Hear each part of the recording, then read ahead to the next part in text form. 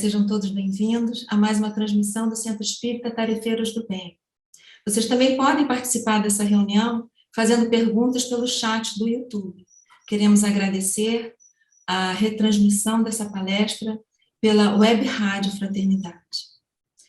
E vamos nos preparando com a leitura da página 94 do livro Vida Feliz, que foi psicografado por Divaldo Franco e editado pelo Espírito Joana de Ângeles. Não só de pão vive o homem, disse Jesus, mas também da palavra de Deus.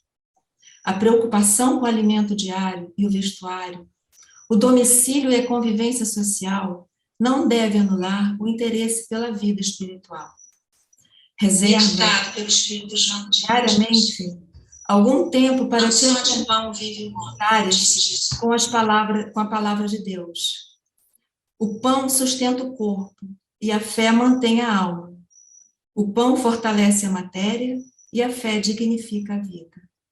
O pão mata a fome por pouco tempo, mas a fé atende à necessidade para sempre. Cuida do corpo e nutre a alma, a fim de que te sintas completo. Agora vamos convidar a Ana Teresa para fazer a nossa prece inicial e apresentar o nosso palestrante ilustre de hoje, o Arthur. Boa noite, amigos. Perdoem o atraso de hoje. E aí, quando vai atrasando, a gente vai ficando nervoso, né? Mas aí é só a gente lembrar que nós estamos entre amigos. Aqui é uma Casa do Caminho também. Todas as casas espíritas são filiais da Casa do Caminho. Então, a gente aqui nas bênçãos de Jesus, nessa calma que Jesus nos pede nos momentos adversos, a gente pode aquietar o coração um pouco e pedir sinceramente que nessa noite todos os que estão reunidos aqui sintam-se abraçados pela espiritualidade maior, sintam-se acolhidos por todos os espíritos de luz que estão presentes em todos os instantes, os bons e os difíceis. Pedimos que essas bênçãos de paz envolvam o nosso palestrante da noite, nosso querido Arthur, que o coração dele saia também nutrido como o nosso, depois da nossa palestra, que ele consiga trazer o carinho que é tão tranquilo e tão transparente em suas palavras. Envolve-nos a todos, envolve todos os internautas que estão nesse momento conectados e todos aqueles que um dia irão nos escutar. Envolve-nos na sua paz, que assim seja. Então, minha gente, hoje a gente vai conversar mais um tema palpitante, importante, mas antes de eu passar a palavra para o Arthur, que é um querido, eu estou tão feliz que ele está aqui no Rio de Janeiro, tecnicamente no Rio de Janeiro, porque a nossa casa espírita fica em Botafogo, no Rio de Janeiro, e esse jeitinho que a internet trouxe para todos nós, de nos aproximar de corações queridos, que vêm de longe, então, o Arthur vem de longe também. Ele está em São Carlos, lá em São Paulo, mas ele é natural de Patrocínio, mineiro, mas ele veio trazer seus estudos, que ele é muito dedicado, com muito carinho para a gente, e o que eu tenho de informação aqui é que ele é também fundador e coordenador de um NEP, que se chama Paulo de Tarso. E eu estava conversando com ele ainda um pouquinho. O NEP é como se fosse um grupo de estudo, é um núcleo de estudos, né, do Evangelho, à luz da doutrina espírita. São grupos que qualquer um de nós pode participar, e eu entendi que tem um site, que é o NEP Brasil, que a gente pode se informar onde a gente pode estar, né, algum NEP próximo da gente, sejam todos bem-vindos, e ele é da Associação Espírita Obreiros do Bem. Então, seja bem-vindo, amigo querido, e a palavra é sua. Obrigado, Ana. Então, primeiramente, boa noite para todos. Que Deus nos abençoe em sua paz, que Jesus envolva todos nós em sua luz. Antes de mais nada, eu gostaria de agradecer o convite dessa casa co-irmã, até. Somos aqui do Obreiros do Bem, participando hoje junto aos Tarefeiros do Bem. Para mim é uma imensa alegria, então agradeço pelo convite, na pessoa do Júlio, que nos estendeu o convite, da Ana, por meio dos quais nós cumprimentamos também a todos os participantes, integrantes da casa, e a todos que nos acompanham pelas redes sociais, também pela Web Rádio Fraternidade. Gostaria de mandar um abraço para o Rubens, para a Divina, saudades deles, há muito tempo que não nos vemos, né? Mas seguem firmes e ativos lá na tarefa, e a todos que nos acompanham de todas as partes do Brasil, do Rio, de qualquer cantinho aqui, mesmo de fora. É sempre uma alegria termos a ocasião de usufruirmos as bênçãos da tecnologia para o bem, ampliando, como Jesus, de certo modo, previu para Paulo lá atrás, os poderes do Espírito. O conhecimento, a informação e também o sentimento a fluírem por meio das redes e também do fluido universal, alcançando corações em toda parte, para que juntos nos fortaleçamos, para que juntos nos integremos nessa caminhada com Jesus, para que estejamos cada vez mais conscientes do quanto o Espiritismo nos tem dado e do quanto nos cabe retribuir em esforço e em dedicação. É, de certo modo, sobre isso que nós vamos conversar nesta noite.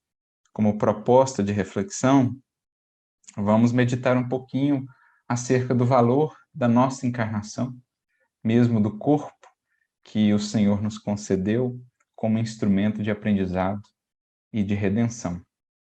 E esse bate-papo que vamos ter, né, esse conjunto de reflexões, nasceu de uma leitura nossa, dentre as leituras que fazemos corriqueiramente, do nosso querido apóstolo Paulo. Passamos por um trecho recentemente em uma de suas cartas, mais especificamente a sua primeira epístola aos Coríntios, lá no capítulo de número 6, um trecho que muito nos chamou a atenção. Especialmente uma frase, uma partezinha, um recorte dessa sua frase, quando ele diz: glorificai, pois, a Deus no vosso corpo e no vosso espírito. Glorificai, pois, a Deus no corpo e no espírito. E me chamou muita atenção essa fala dele, né? Como assim, ou qual o alcance disso, né? Glorificar a Deus no corpo e no espírito. Espírito aqui no sentido minúsculo, a representar o nosso pensamento, tudo que diz respeito, no fundo, ao espírito com E maiúsculo que somos, né? Tudo que são os frutos aí do espírito, do pensar ao sentir e todas as potências da alma. E o corpo, naturalmente, pensando tanto no corpo perispiritual, mas no próprio corpo físico, que é esse instrumento, esse veículo, que por ora estamos aqui dele nos utilizando para podermos galgar mais alguns degraus, ou mais um degrau que seja, na imensa jornada ascensional até Deus. Então essa frase, ela me impactou, ela me marcou, daquele tipo de leituras que às vezes a gente até passou por isso em outro momento, mas num certo contexto, numa circunstância específica, aquilo nos toca, aquilo nos marca, e me despertou uma série de reflexões sobre o valor de estarmos aqui encarnados, o valor dessa máquina divina, por nós, às vezes, tão mal baratada, que é o corpo físico. Eu me recordo, há algum tempo, quando ainda estava no doutorado, eu fiz uma disciplina de engenharia biomecânica, né? Dentro da minha área, engenheiro, ali em conexão com a área da saúde também. E a gente estudava, analisava as possibilidades, né, da engenharia, no sentido de auxiliar de alguma maneira, diante de alguma enfermidade, de alguma restrição que porventura surgisse ali. Mas quanto mais a gente mergulhava no estudo dessa máquina divina, e assim que Emmanuel se refere ao corpo, numa determinada mensagem, ele o denomina máquina divina, quanto mais a gente mergulhava nessa máquina, mais a gente percebia a pobreza ainda da nossa engenharia. Porque, de fato, é impressionante o que o ser humano já fez, tem feito, planeja fazer. Se olharmos para o mundo há alguns séculos atrás, nem tantos, 2 séculos que seja, a gente verá um mundo completamente diferente do que temos hoje.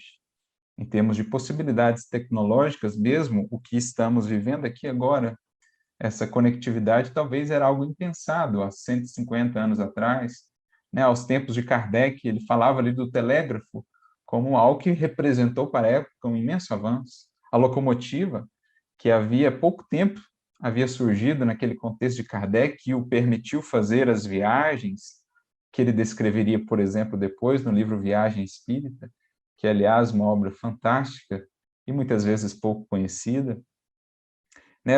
Navios a vapor e outras coisas. O avião, a gente talvez não imaginasse.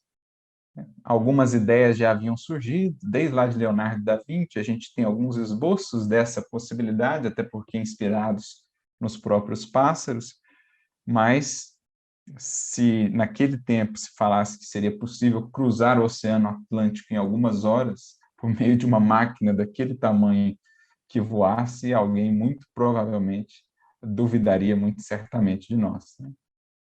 Então, é impressionante mesmo o engenho humano.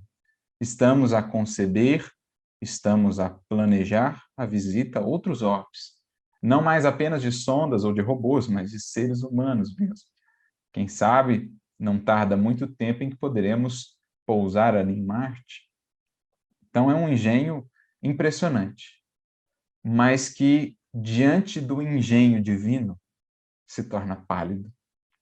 E eu me lembro que nessa disciplina, estudando o corpo humano, estudando cada mecanismo, por exemplo, nos mecanismos que são acionados quando um simples corte é feito em nosso braço, na pele, aqui, um simples corte.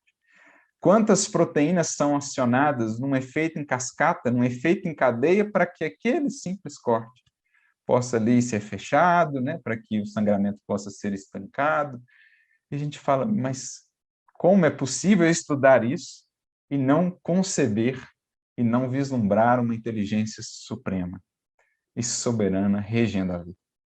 Como não ver que este corpo, esta máquina divina, é o produto de milhões e milhões de anos de evolução, que, na verdade, em nada tira o brilho e a grandeza do Criador, pelo contrário, apenas realça ainda mais, porque ele não faz as coisas como um mágico, como um prestidigitador, como alguém que tira do nada, da cartola, não.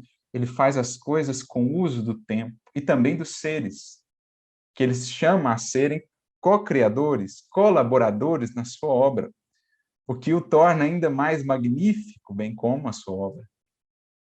Então a gente ia mergulhando e mergulhando naquilo, e era quase que uma oração fazer aquele tipo de estudo, porque você entra num estado de reverência, você entra num estado de encantamento, você fala, como é bela a vida, como é sábio o Criador, como é grandioso tudo que nos cerca, e só mesmo nós, ainda em nossa estreiteza de visão, em nossa ignorância, em nossas paixões, às vezes comprometemos tanto essa máquina divina, malbaratamos tanto a nossa existência, comprometemos-nos tanto diante das leis morais e naturais que regem a vida.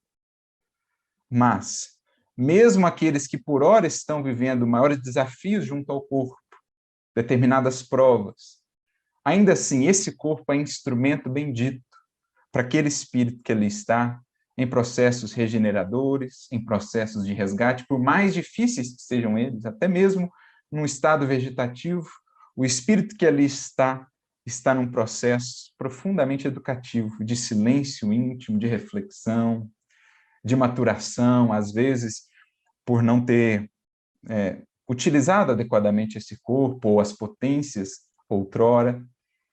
Então, muitas vezes, essas provas são diretamente solicitadas pelo próprio espírito a fim de aprendizado, outras vezes são decorrências quase que naturais dos desequilíbrios por ele gerados no seu perispírito, que acabam por se refletir no corpo físico, mas ainda assim e sempre é um instrumento divino, é uma bênção do mais alto que aqui nos serve. E penso que Paulo, ao nos dizer para glorificarmos, aprendermos a glorificar a Deus no corpo e no espírito, num certo sentido nos convida também a pensar no valor de aqui estarmos e da ocasião de operarmos de fato, de realizarmos, de não apenas mantermos aquela adoração em espírito, aquela adoração teórica, por meio da oração, do sentimento, dos sonhos, dos projetos, mas também trazer isso para uma realidade mais prática e efetiva. Concretizar o que são pensamentos e anseios em frutos e flores que possam beneficiar a outros, beneficiar a vida também. Então, é como se Paulo realmente nos convidasse a uma vivência consciente, a uma vivência integral em que espírito e corpo se fundem no mesmo propósito, em que o espírito consciente usa-se ou utiliza-se do corpo com, de fato, uma finalidade evolutiva, com, de fato, ou como sendo alguém que, de fato, coopera nessa grande sinfonia que é a criação. Então, a gente vai refletir um pouco sobre isso, porque nós, espíritas, talvez, do ponto de vista espiritual, pelo conhecimento que temos desses bastidores da vida, da realidade espiritual, do que antecede uma encarnação, do que sucede uma encarnação, talvez sejamos daqueles mais informados sobre o que de fato estamos fazendo aqui ou o valor do corpo.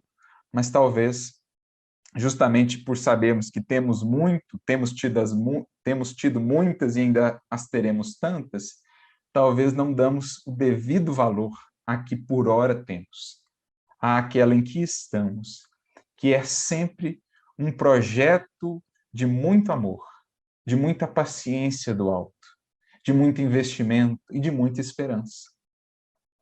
Quantos corações se coligaram, trabalharam, se esforçaram para nos ajudarem a estarmos aqui hoje. Quantos benfeitores por séculos não vêm aguardando ocasiões propícias para conectarem e reaproximarem corações que, pelos caminhos da vida, aí foram se distanciando pelos ódios, pelos ressentimentos, mas que têm ajustes a fazer. Quanto tempo talvez não se esperou para que aquela composição familiar, aquele núcleo de espíritos pudesse mais uma vez estar junto.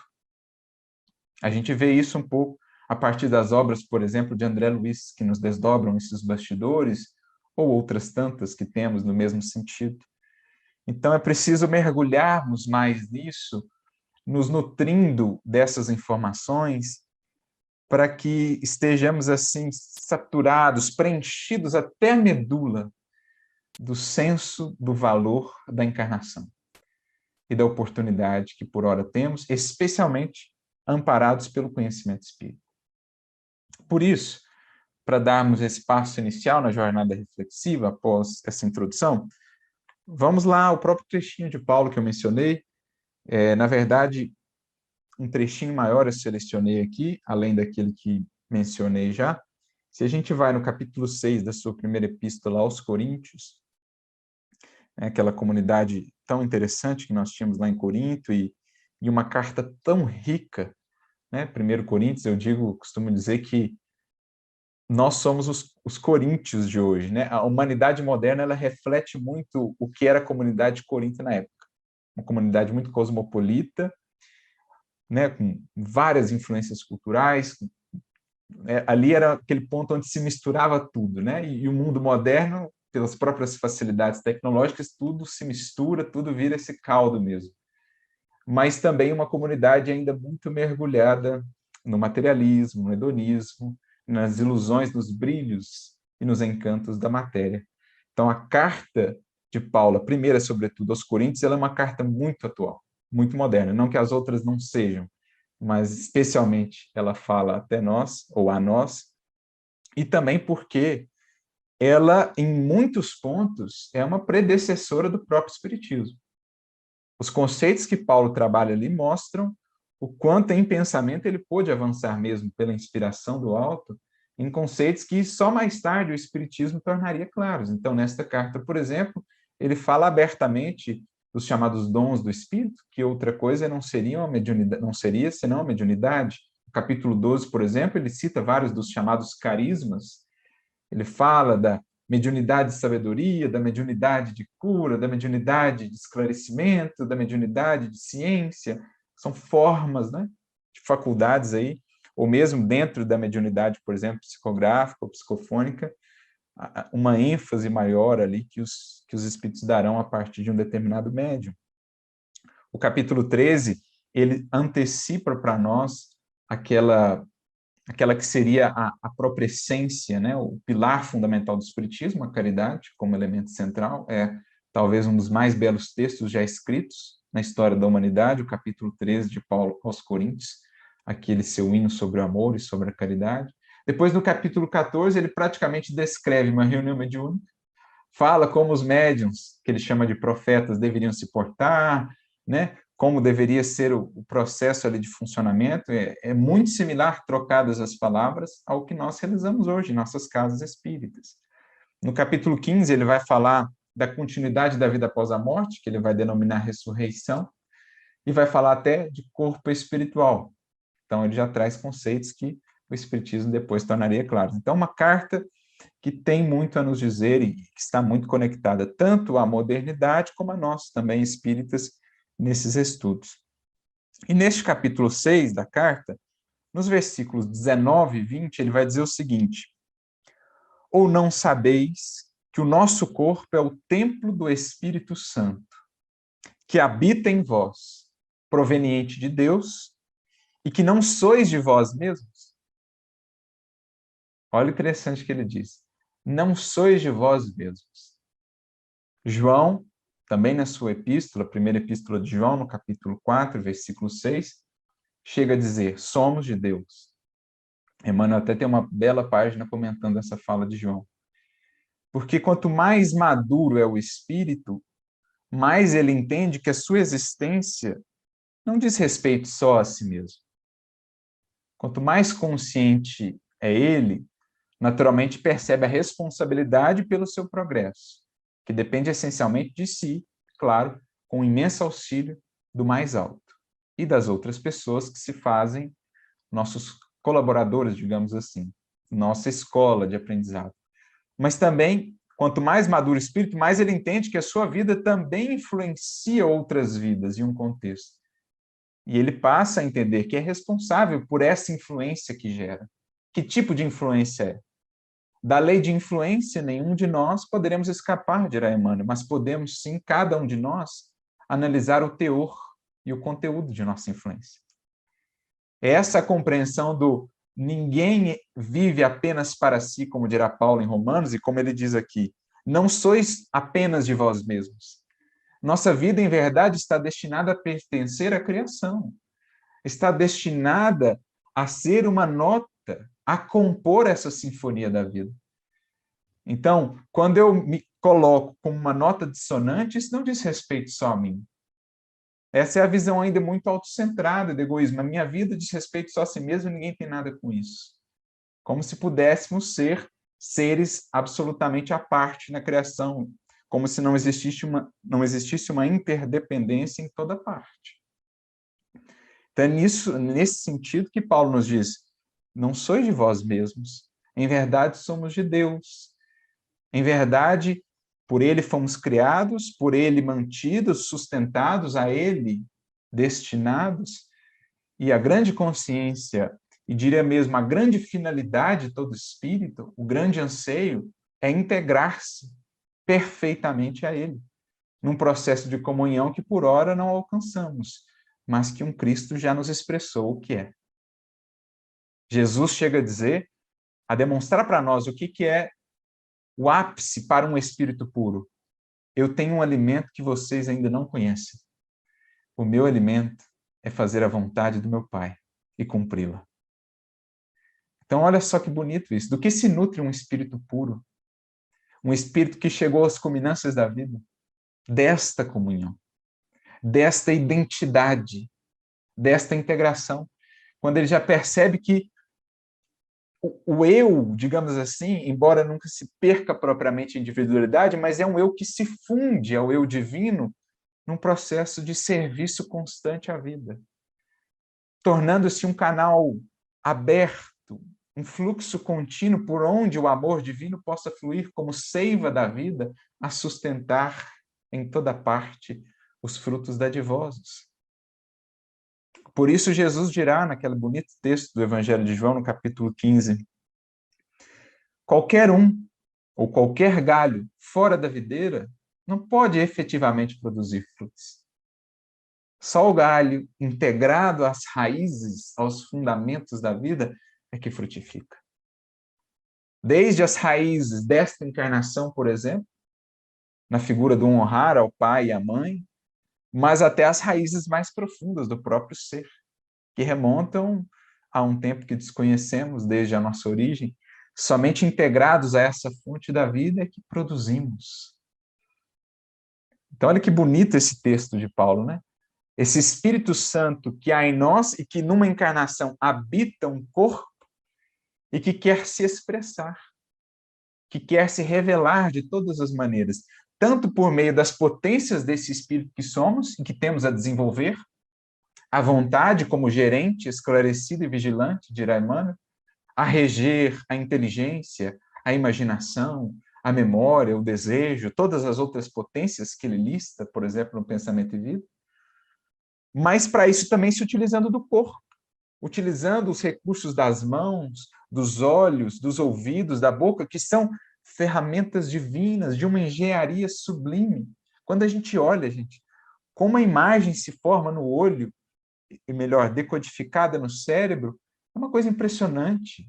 Quando a gente olha o tamanho ali dos ossinhos que estão inseridos no ouvido para a gente poder captar os sons, ainda que numa faixa estreita, que é a que por hora podemos acessar, mas é magnífico. Então, usar espírito e corpo nessa totalidade, nessa integralidade, para revelar esse Espírito Santo. Que é o mesmo, poderíamos tomar ou substituir simplesmente por Deus, né? Que esse Santo Espírito é esse Espírito soberano que rege a todos e que marcou-nos desde o ato da criação com esses potenciais, por meio dos quais podemos revelá-lo, não no grau absoluto, mas no grau relativo. Esse Espírito Santo em nós, a representar, por exemplo, os anseios de melhoria, as esperanças de renovação que movem o espírito, que o trazem de volta à matéria. Todo espírito que aporta na Terra, já com um mínimo de consciência, traz consigo um Espírito Santo ali, desejos santos de melhoria e de renovação, de deixar para trás o peso de mágoas, de culpas e de remorsos e de avançar, vislumbrando esse futuro luminoso que nos espera, que ele intui, mas às vezes não sabe muito claramente expressar ou explicar o que seja. E nós só vamos conseguindo isso na medida em que vamos nos esforçando por expressar isso, traduzir esses desejos santos, esses anseios mais nobres da alma, em obras, em frutos, um perfume de alegria e de esperança que soubermos espargir por onde passarmos. Por isso Paulo vai definir os cristãos sinceros como o bom perfume de Cristo no mundo. Aqueles que por onde passam deixam aquele aroma agradável do Cristo, aquela psicosfera que embala, que envolve, que toca, que inspira, que fala de coisas mais elevadas, que ajuda os corações a se descolarem um pouco apenas do terra a terra e a vislumbrarem o céu, os andares superiores da casa mental. De certo modo, isso é despertar para esse Espírito Santo que habita em nós. Mas ele continua no versículo seguinte, que é o 20, né? Porque fostes comprados por bom preço. Aqui ele faz uma referência ao testemunho e à vida de Jesus. O próprio Emmanuel chega a dizer, num texto muito belo, que Jesus nos adquiriu com os sacrifícios imensos do seu amor. Então ele adquiriu junto ao Pai o direito de nos tutelar pela magnitude do seu amor e da sua disposição de sacrifício de entrega por nós. E Jesus, entre aspas, nos adquiriu no sentido de recebeu esse direito e essa incumbência de ser o nosso tutor. E quando ele fala aqui bom preço, o quanto não está de valor espiritual na vida de Jesus, em cada ato do Mestre, em especial ali nas culminâncias da sua missão junto de nós. Emmanuel chega a dizer, por exemplo, em relação à crucificação, há uma glória oculta na crucificação. Porque ali nós temos um ápice de sentimentos jamais antes vistos pela humanidade. Nunca se viu uma composição tão sublime, tão completa, dos sentimentos elevados ao mais alto grau. Essa é a glória oculta da crucificação, diz Emmanuel, pois ali se fundem o amor absolutamente incondicional, a humildade plena, o perdão irrestrito, a compreensão total, a paciência sem limites, a misericórdia inesgotável, tudo naquele gesto culminante de Jesus por nós. E não só ali, ao longo de toda a vida, mas ali talvez o quadro mais eloquente que ficou registrado na memória dos séculos e que ainda hoje nos alcança. Recentemente, relíamos aquele trechinho em que Públio Lentulus, Emmanuel, descreve no livro Há 2000 anos a sua participação no julgamento do Cristo. Ele que esteve envolto ali, estava junto a Pilatos no momento em que Jesus é recebido. Pilatos até lhe solicita auxílio.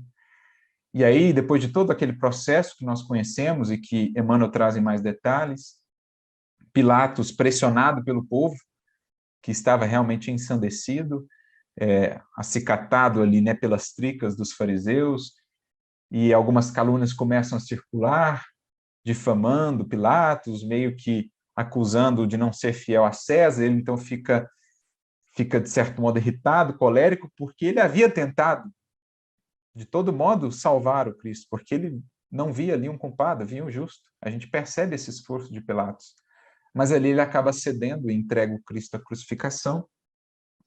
E Emmanuel descreve, os romanos voltaram a uma espécie de confraternização que estavam fazendo ali, como se fosse mais algum acontecimento comum em uma região obscura do Império, porque muitos casos similares ocorriam, mas ali era um caso atípico.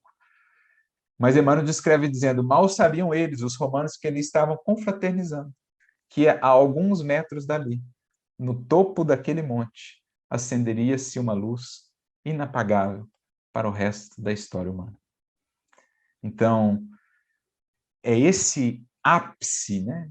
É esse imenso valor espiritual que Paulo quer destacar quando diz, fostes comprados por bom preço. E aí ele então conclui o versículo. Glorificai, pois, a Deus no vosso corpo e no vosso espírito, os quais pertencem a Deus. Os quais pertencem a Deus.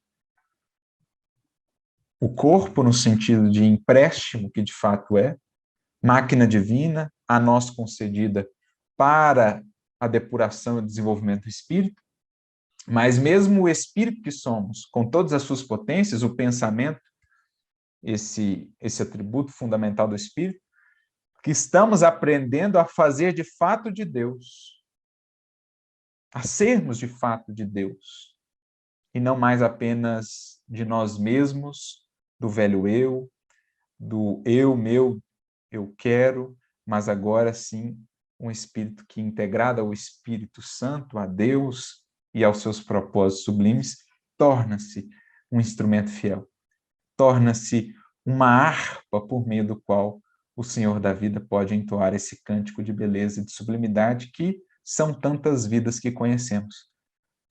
Quando lembramos de algumas vidas, como que lembramos mesmo de uma obra de arte, de um cântico, de algo que foi entoado numa harpa, numa cítara, porque foram vidas que passaram como canções, que legaram beleza, que legaram perfume, que legaram encantamento a quem as pôde conhecer, com quem puderam conviver.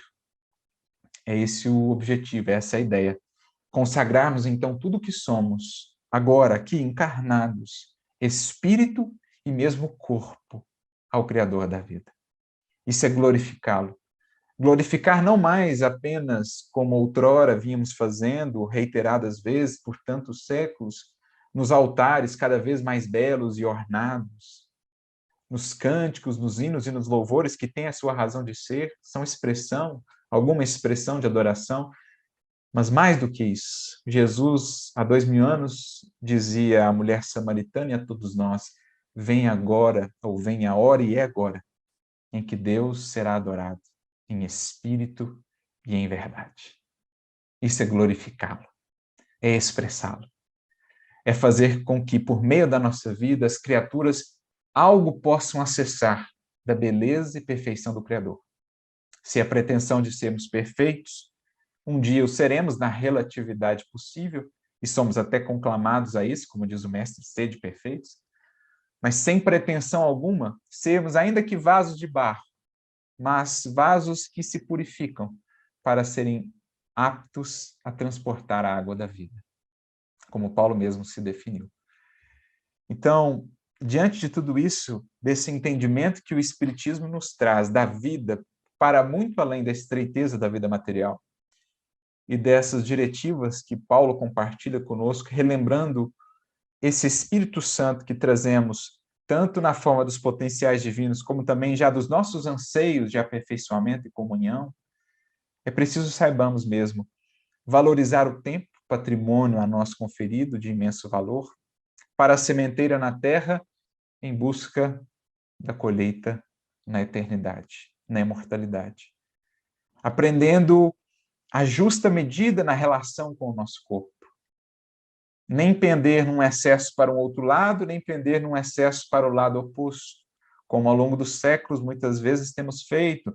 Há até uma mensagem muito interessante no Evangelho segundo o Espiritismo, no final do capítulo Sede Perfeitos, no item 11, uma mensagem do Espírito Jorge, em que ele fala do cuidar do corpo e do cuidar do espírito, em que ele apresenta essas visões que muitos de nós já caminhamos nesta experiência ou em outras, duas visões quase que opostas, mas que representam excessos em suas expressões. Por exemplo, de um lado, o ascetismo que em muitos momentos, em muitas experiências cultivamos, julgando que por meio disso estaríamos alcançando a purificação, como se a matéria em si mesma fosse uma expressão de pecado ou de desvio, como se ela não fosse instrumento, como se ela fosse apenas corruptibilidade, quando assim não é.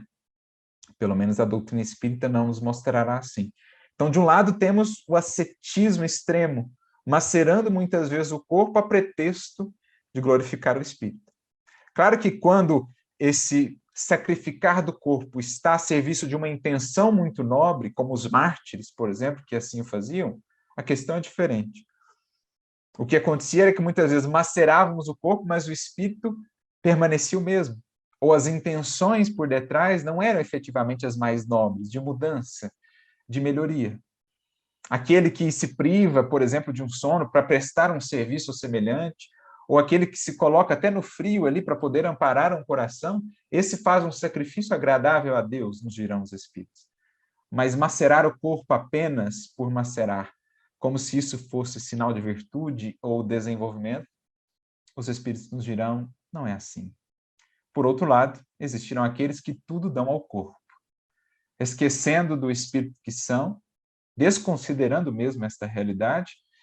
O corpo, o sentir, o gozar, a sensação é tudo. O materialismo mais pleno, em oposição ao ascetismo absurdo ou excessivo. No meio termo, no equilíbrio aí, haveremos de encontrar um caminho que é o mais adequado, que nos ensinará que espírito e corpo precisam conviver harmoniosamente com a lei. A lei moral a reger o espírito, a lei natural a reger o corpo, as leis da matéria, e assim ambas observadas, ambas expressas em nosso viver e em nosso agir, poderemos extrair o melhor da encarnação, do tempo como campo de operação para a eternidade, para a colheita na eternidade. É nesse sentido, então, que separamos aqui uma mensagem do nosso querido Emmanuel, já que Paulo nos falou que somos nós o templo, né, ou o corpo, o templo do Espírito Santo, há uma mensagem de Emmanuel no livro Roteiro, capítulo 3, chamado O Santuário Sublime, e a gente foi fazendo uma análise, né, uma pesquisa, são vários os termos pelos quais Emmanuel vai se referir ao corpo, a gente já citou aqui, máquina divina, ora ele vai se referir ao corpo como vaso de luz, ora ele vai se referir ao corpo como uma harpa divina, por meio das quais ou da qual nós podemos, tangenciando as suas cordas, né, entretecer para a vida esse cântico sublime do Espírito em ascensão, que faz do corpo um trampolim, uma escada e não uma prisão. Aqui ele chama o corpo de o santuário sublime, nesse capítulo de número 3. E ele inicia dizendo o seguinte: noutro tempo, as nações admiravam como maravilhas o colosso de Rhodes, os jardins suspensos da Babilônia, o túmulo de Malsolo, né, lá de Helicarnápolis, e hoje não há quem fuja ao assombro diante das obras surpreendentes da engenharia moderna, como nós citávamos ao início, quais sejam a Catedral de Milão, a Torre Eiffel ou os arranha-céus de Nova York. São portentosos engenhos humanos. Mas a gente já sente para onde ele está nos encaminhando, né? Raros estudiosos, no entanto, se recordam dos prodígios do corpo humano. Realização paciente da sabedoria divina nos milênios, templo da alma em temporário aprendizado na Terra. Então, olha que interessante. O que é a questão da perspectiva? Esses engenhos encantam os olhos. Quando estamos diante de um arranha-céu, que hoje já os temos, da ordem de 1 quilômetro de altura, você vê aquilo e você fala, meu Deus, como a gente chegou a produzir algo assim. E, no entanto, todos os dias cruzamos uns pelos outros e não observamos, talvez com tamanha clareza, a obra divina que está diante de nós. Olhamos no espelho e não nos encantamos. Não com as nossas feições propriamente, mas com a máquina divina em que estamos aqui estagiando, aprendendo. Já paramos para pensar que tem bilhões de anos de evolução aqui? Desde a primeira forma de vida material na Terra, que foi sendo pacientemente trabalhada pela natureza e pelos espíritos coordenadores do processo até que se formasse isso aqui. Cada automatismo de cada sistema que operam sem que precisemos emitir ordens. Neste momento, uma série de células, uma série de sistemas estão aqui operando sem que a gente precise ficar falando, faça isso, faça aquilo outro. Automatismos de bilhões, milhões de anos. Simplesmente para que o espírito possa encarnar. Reencontrar-se com corações que lhe dizem respeito nas trajetórias da vida. Aprender, exercitar, concretizar, materializar o que no seu sentimento e no seu pensamento são concebidos, ou é concebido. É maravilhoso pensar nisso. E aí ele traz um longo parágrafo descrevendo uma série de aspectos do corpo humano. Ele vai penetrando ali em sistemas, em órgãos, e descrevendo as belezas, as magnitudes. E aí, mais adiante, ele diz assim, no corpo humano temos o mais sublime dos santuários e uma das super maravilhas da obra divina. Uma das super maravilhas da obra divina. Da cabeça aos pés, sentimos a glória do Supremo Idealizador, que pouco a pouco, no curso incessante dos milênios, organizou para o espírito em crescimento o domicílio de carne em que a alma se manifesta. Então, como ele diz, da cabeça aos pés, sentimos a glória do Supremo Idealizador. Pergunta que cada um de nós é convidado a fazer para si. O quanto dessa glória temos sentido? Porque às vezes estamos tão absortos nos problemas, preocupações da vida, até mesmo naqueles que dizem respeito ao corpo, e nos esquecemos disso, do que ele representa para nós. Esta ocasião justa, mesmo na enfermidade, mesmo na prova mais áspera, de expressar e de sentir essa glória. Porque no simples fato de estarmos encarnados, o quanto não há aí envolvido de misericórdia e de amor do Criador, que nos abriu novamente as portas para o recomeço, para o refazimento. Quando muito distantes estamos ainda de qualquer merecimento e ainda assim um amor incondicional oferta-nos novamente esta morada, permitindo-nos até o desligamento temporário das lembranças mais claras de um passado não tão confortável, para que aqui, mais conscientes, mais desconectados dos descaminhos de outrora, possamos operar e construir novos caminhos. O quanto não há aí de misericórdia, de acolhimento. Maravilhosa cidade, estruturada com vidas microscópicas, quase imensuráveis. Por meio dela, a mente se desenvolve e purifica. Ensaiando-se nas lutas naturais e nos serviços regulares do mundo, para altos encargos nos círculos superiores. Então, mesmo as limitações que ele expressa para o espírito, são a escola que o fazem desenvolver a inteligência, o engenho, a capacidade criativa, para que, superando as limitações pela matéria impostas, ele possa crescer em espírito. O corpo se torna, assim, um portal de aprendizado, de expansão, e não simplesmente gaiola de prisão para o espírito. Porque é um processo educativo em que, contando com vidas microscópicas quase imensuráveis, a gente pode usar as potências, mesmo do corpo, as mãos, os pés, a boca, os olhos, a serviço do bem, a serviço do progresso. Assim, por conseguinte, nos desenvolvendo também. Por isso eu me lembro de uma frase de Emmanuel que eu nunca me esqueço. Está no livro Pão Nosso, capítulo 51, ele diz assim: não te esqueças de pregar o evangelho do reino aos teus órgãos, ao teu corpo. Eles são vivos e educáveis. Porque nós estamos aqui para educar as nossas mãos, como instrumentos do Espírito, a estarem operando só para o bem. A educar os nossos olhos ou o nosso olhar, a olhar visando ou fixando-se na perspectiva do bem e não apenas na sombra. Educar a nossa audição para que saibamos ouvir com mais proveito, filtrando o que não agrega ou edifica.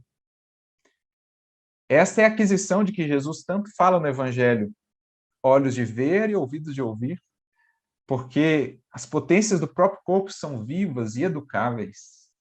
Eu acho magnífico isso. Claro que a gente prega o reino, ouve falar dele, estuda acerca dele, para o espírito que somos, para o nosso pensamento, para o nosso sentimento, mas também para o corpo que compõe a alma, ser encarnado, que é tríplice, como diz Kardec. Tríplice, espírito, o elemento de conexão perispírito e corpo. É preciso saibamos integrar tudo isso no mesmo foco, no mesmo propósito. Porque, às vezes, o espírito já vislumbrou esse propósito, mas nós ainda não temos sabido colocar o corpo também nesse trabalho. Então, vivemos cheios de sonhos, de ideais, mas o corpo ainda não foi envolvido no projeto, porque ainda não há realização. Ou, às vezes, o corpo está muito atarantado, fazendo muitas coisas, mas o espírito ainda não se conectou ao propósito. Por isso, age o corpo, mas o espírito ainda sente-se desnorteado, vazio. Agora, quando espírito e corpo se fundem nesse propósito em sintonia com a lei divina, a lei natural, o resultado é este que Paulo diz: glorificar a Deus no corpo e no espírito. Fazer da encarnação um hino de adoração a Deus, que não se restrinja ao templo de pedra que visitamos, ao centro espírita, mas que seja em toda parte esta vida, este ser por onde passa, expressão do que é uma vida tocada pelo divino, do que é uma vida nutrida pelo divino, do que é uma vida que expressa o divino em suas múltiplas e tão belas expressões. Essas são as vidas que sabem fazer do corpo essa harpa viva que Emmanuel menciona. Tangendo as cordas do corpo com a criatividade do espírito, eles fazem obras-primas que são lembradas séculos afora. Porque o Colosso de Rhodes não existe mais. Muitos das antigas belezas do mundo antigo e mesmo das belezas do mundo moderno, um dia serão pó, serão cinza. Mas as obras-primas efetuadas pelo Espírito, por meio do corpo, estas para sempre serão lembradas na história da humanidade. No dia que a Torre Eiffel for simplesmente uma lenda, uma história do passado, há 10 mil anos, ainda se lembrará de um homem que pisou aqui, no nosso caso, há 2 mil anos atrás. E que, por meio dessa harpa, que foi o seu corpo, entreteceu para a humanidade o mais belo cântico que nós pudemos acessar. O mais belo poema que já foi cantado, tocado, ou vivido, ou expresso. No dia que toda a face material do globo estiver transformada, este homem, este espírito, serão lembrados. Assim como os que antes dele, depois dele, homens e mulheres, por meio da harpa do corpo, souberam estabelecer canções de vida em eternidade. Por isso, o Emmanuel continua, a bênção de um corpo, ainda que mutilado ou disforme na terra, é como preciosa oportunidade de aperfeiçoamento espiritual, o maior de todos os dons que o nosso planeta pode oferecer. O maior de todos os dons que a Terra, escola em que por hora estagiamos, pode nos oferecer é o dom de um novo corpo, de uma máquina divina. Até agora, de modo geral, o homem não tem sabido colaborar na preservação e na sublimação do castelo físico. Enquanto jovem, estraga-lhe as possibilidades de fora para dentro, desperdiçando-as impensadamente. E tão logo se vê prejudicada por si mesmo ou prematuramente envelhecido, confia-se à rebelião, destruindo-o de dentro para fora. Então, primeiro de fora para dentro, nos excessos, né, da materialidade, das sensações. Depois, um pouquinho mais à frente, talvez, de dentro para fora, quando caímos nos estados de revolta, nos estados, né, emocionais em desalinho, que, como diz Emmanuel no Pensamento e Vida, são verdadeiras marteladas nesse mecanismo sutil que é o nosso corpo físico, e mesmo o corpo perispiritual. Então, destruindo-o de fora para dentro a golpes mentais de revolta injustificável e desespero inútil. Então, olha como não sabemos, talvez, valorizar tão devidamente, porque, às vezes, tanto de fora para dentro como de dentro para fora, o estamos alvejando. E é preciso encontrarmos a maneira de fora para dentro e de dentro para fora, nos harmonizarmos com ele, integrando-os no serviço que nos cabe. Dia surge, porém, conclui Emmanuel, no qual o homem reconhece a grandeza do templo vivo em que se demora no mundo e suplica o retorno a ele, como trabalhador faminto de renovação, que necessita de adequado instrumento à conquista do abençoado salário do progresso moral para suspirar da ascensão às esferas divinas. Então, que belíssima visão Emmanuel nos apresenta aqui acerca desse santuário, dessa harpa, desse instrumento, todos eles, em todas as expressões, né, sublimes que nos são ofertados. E como nos cabe, a partir desse chamamento, desse convite paulino, realmente introjetarmos essa compreensão em nós para que o nosso tempo junto dele não seja vão. Para que ele seja marcado da sementeira mesmo, do Espírito, no esforço mais singelo de cada dia, porque aí, convertendo o nosso corpo em templo, que saberemos converter o lugar em que estivermos num altar, onde poderemos adorar ao Criador, expressando a fraternidade, o bem e o amor por meio dos olhos, da boca ou das mãos. Ou mesmo aqueles que momentaneamente no corpo estarão talvez impossibilitados de utilizar-se disso, o fato de estarem no corpo, que não é uma gaiola do espírito, como aprendemos com o espiritismo, o espírito se irradia para além dele, fazerem do corpo, mesmo que ali, preso a uma cama talvez, uma lanterna que se acende de dentro para fora, irradiando luz em derredor. Como um dia fez de maneira tão bela para nós, um Jerônimo Mendonça, que mesmo atado àquela cama, em dores atrozes, cego e com todas aquelas limitações exteriores, por onde passava, glorificava a Deus no corpo e no espírito. Que exemplo belíssimo do que é glorificar a Deus. Certa feita, até a sua mãe, que tinha muitos filhos e não era espírita, brincou com ele, né? Olha, eu estou quase começando a acreditar nesse negócio que você fala de reencarnação, esse negócio de espiritismo. Por quê, minha mãe? Olha, eu não tenho tantos filhos. Sim. E dos tantos filhos, você não é o único paralítico? Sim. Pois é, mas é o único que não para em casa. É o único que nunca está aqui, é o único que está... Pois é, minha mãe, é que uma coisa é a paralisia do corpo, outra coisa é a do espírito. Então, é aquele espírito que entendeu que, por meio da paralisia do corpo, ele era convidado a glorificar a Deus, mostrando a grandeza da vida. Como um Jesus Gonçalves o fez com a hanseníase em seu corpo, a consumir gradualmente o seu corpo, mas a preencher o espírito de luz. E assim cada um de nós, em nossas lutas, em nossos desafios, sabermos realmente expressar isso por meio desse vaso de luz, como diz Emmanuel. Ainda uma outra mensagem dele, apenas para encaminharmos aqui já a nossa conclusão, no livro Viajor. Interessante o título, né? Viajor. Porque, em verdade, somos viajores no mar da vida, tendo o nosso corpo por barquinho, por veículo que nos permita a travessia. E no capítulo 12, ele tem uma mensagem chamada Teu Corpo. E ele diz assim, o corpo físico é o santuário em que te exprimes no mundo. Não ouvides semelhante verdade para que não respondas com desleixo à previdência divina, que com ele te investiu na posse de valiosos recursos para o teu aperfeiçoamento de espírito na vida imperecível. Então, não responder com desleixo à previdência divina, utilizando-se do corpo para o engrandecimento do espírito, não para ornamento propriamente só do corpo, mas fazer do corpo instrumento de embelezamento do espírito e da vida. Realmente, as almas vacilantes na fé e ainda aprisionadas às teias da ignorância, arrojam o corpo aos desvãos da aventura e da inutilidade. Mas os caracteres valorosos e acordados para o bem dele fazem o precioso veículo para o acesso às alturas.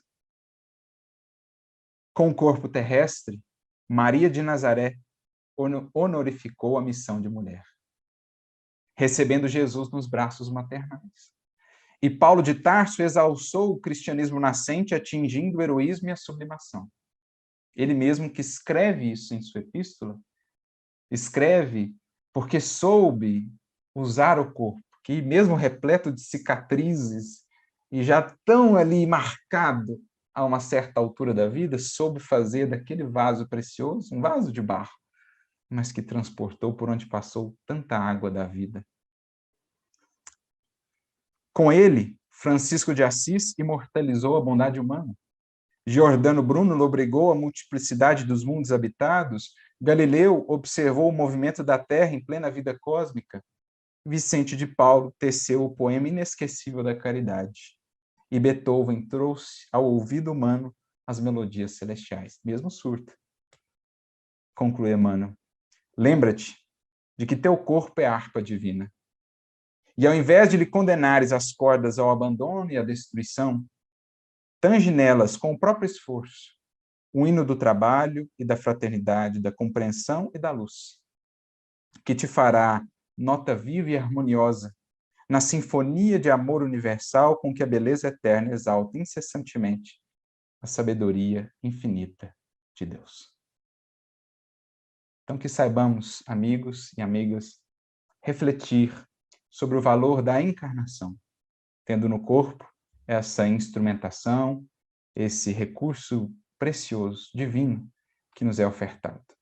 Zelando por ele, não no sentido apenas das, digamos assim, da estética, né? Buscando, dentro da medida razoável para cada um, o que seja equilibrado, o que seja que faça sentido ao seu coração, buscando naturalmente os recursos da saúde física, que dizem respeito ao corpo, né?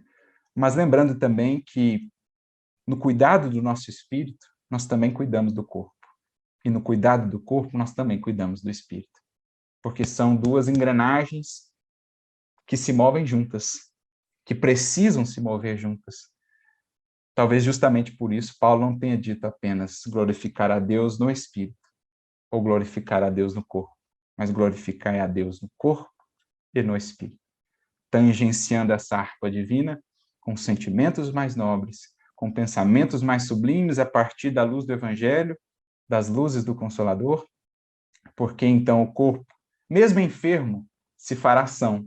Como disse certa feita o Chico, quando lhe perguntaram, né, das suas dificuldades no corpo físico, a angina e tudo mais, e ele disse, eu estou enfermo, mas estou são. Se alguém puder me entender, se a gente fizer isso, fazendo dele mesmo essa maneira de expressar e glorificar todos os potenciais e anseios de melhoria que aqui temos, estaremos atendendo a esta que é, em essência, a lei de adoração, sobre a que nos fala o Espiritismo.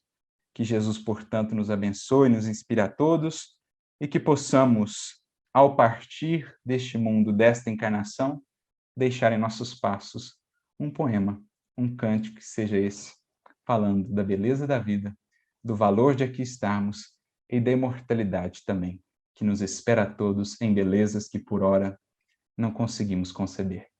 A todos muita paz e muita luz, que Jesus, o Divino Médico, inspire e ilumine cada um de nós nessa jornada em busca da glorificação a Deus em nós.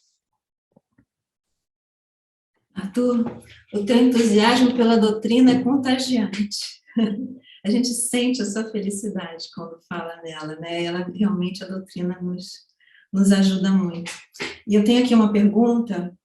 Uma pessoa que não teve oportunidade de conhecer o Espiritismo e o Evangelho de Jesus, tem qual possibilidade de se transformar em homem ou mulher de bem? Imensas possibilidades, porque o Senhor da vida nos alcança por muitos meios, muitos canais, de muitos modos, né?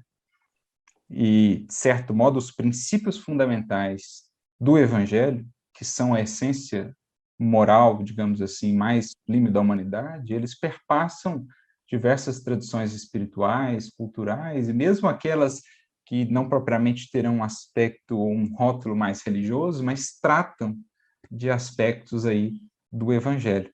De modo que nenhum coração, especialmente em nossos tempos, onde a informação está tão mais acessível e flui tão mais facilmente, poderá pretextar absoluta ignorância de conhecimentos espirituais ao retornar para a vida maior, né?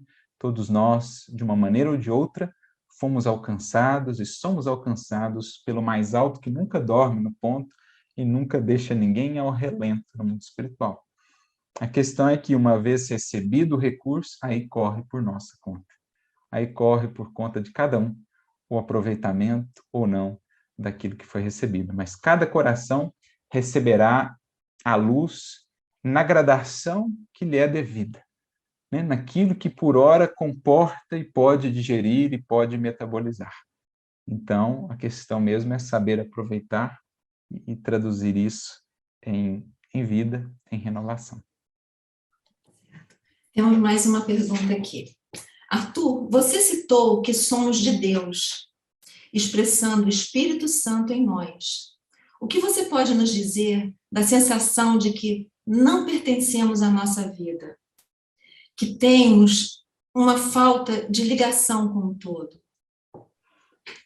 Olha, aí nós podemos pensar, essa desconexão, aí mais não no sentido, né, que a gente quis mencionar, do espírito que já se integrou à vida, e aí ele sente que não pertence mais só a si, mas ao todo, ele já se integrou à vida como um todo. Agora, no nosso estágio ainda, com os conflitos que trazemos, com as dificuldades, por vezes o espírito, em algum momento da jornada, em alguma encarnação, sinta-se como que talvez desconectado de si mesmo, de um propósito, de uma vocação, porque às vezes ainda não acionou aquela chavinha, um espírito em busca, é uma alma que anseia, né?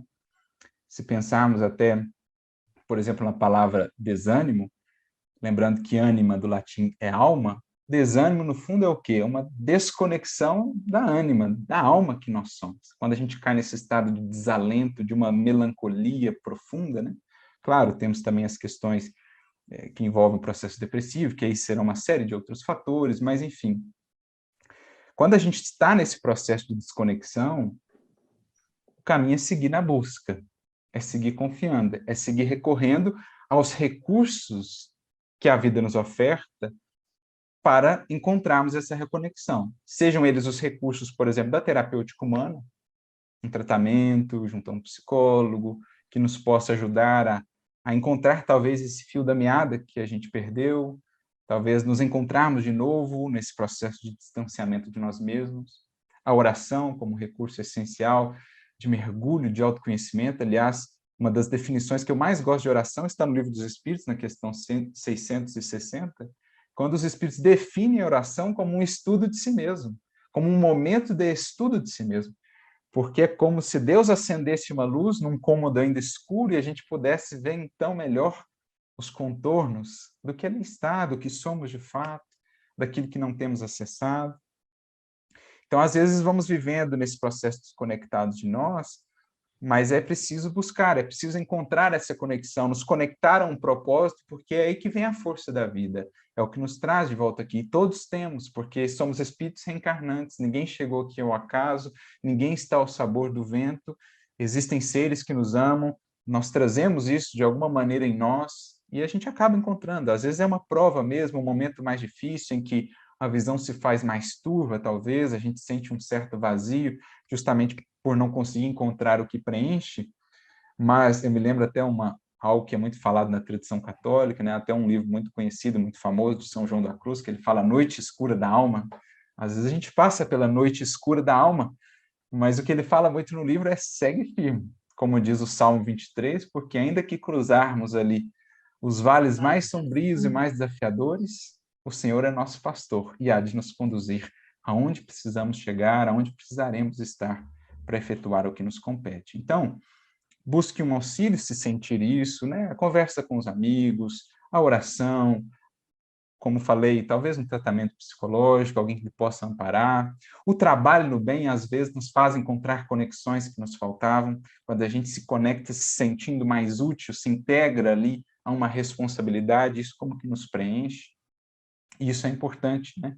Porque uma vez sentindo esse veio da vida fluir por nós, a gente se encaixa ali no que, digamos, seja a nossa vocação, nosso chamado naquela existência, e então a gente pode se expressar cada vez mais plenamente, porque são esses porquês, são esses propósitos existenciais que, no fundo, nos movem e nos ajudam a superar os embates mais difíceis. Como dizia Viktor Frankl, que, aliás, gosto muito, no seu livro Em Busca de Sentido, de certo modo ele trata um pouco disso, quem tem um porquê suporta aí quase qualquer como, né? vai conseguindo superar todos esses desafios. Então, acho que é isso, no sentido do estudo, da oração, buscar essa reconexão consigo, e certamente mais cedo ou mais tarde ela há de surgir, a gente há de sintonizar e haveremos de desempenhar aí a nossa contribuição nessa sinfonia da vida. Tá certo. Mais uma. Dá tempo? Dá, né?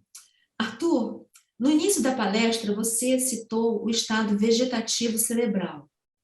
Este tipo de ausência total, porém ainda no corpo, é misericórdia divina?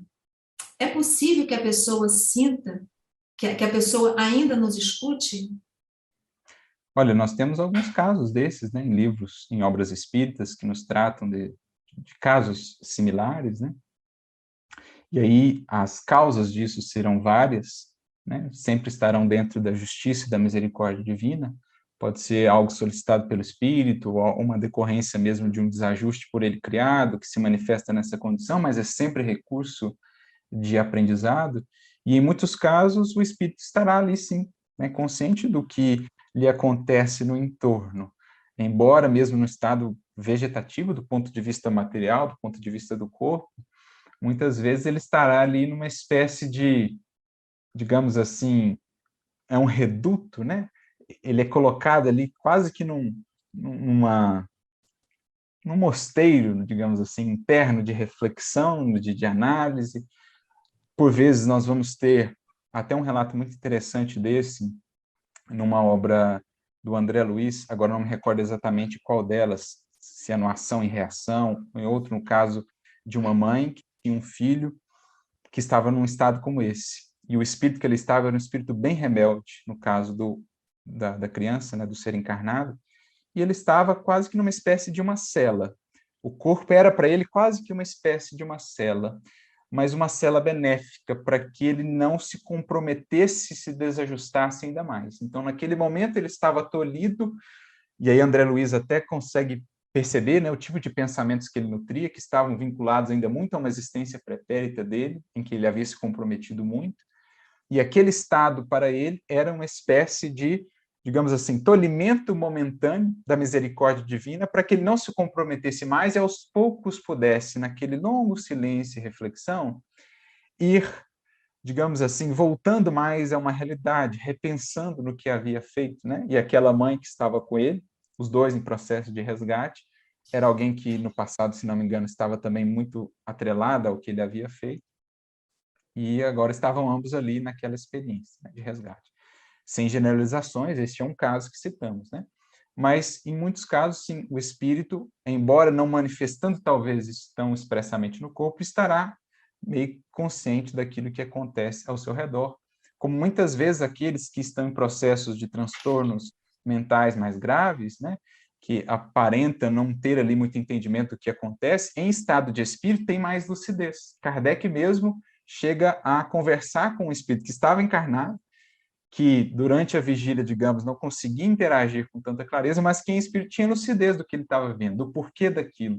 Porque outrora, no caso dele, ele havia malbaratado o uso da inteligência, e agora ele veio mais impossibilitado nesse sentido, justamente para ir, aos poucos, aprendendo a usar essa potência, né? Então, da importância da gente envolver esses espíritos em muito carinho, em muita amorosidade, porque eles estão ali, eles sentem, eles percebem, eles intuem, né?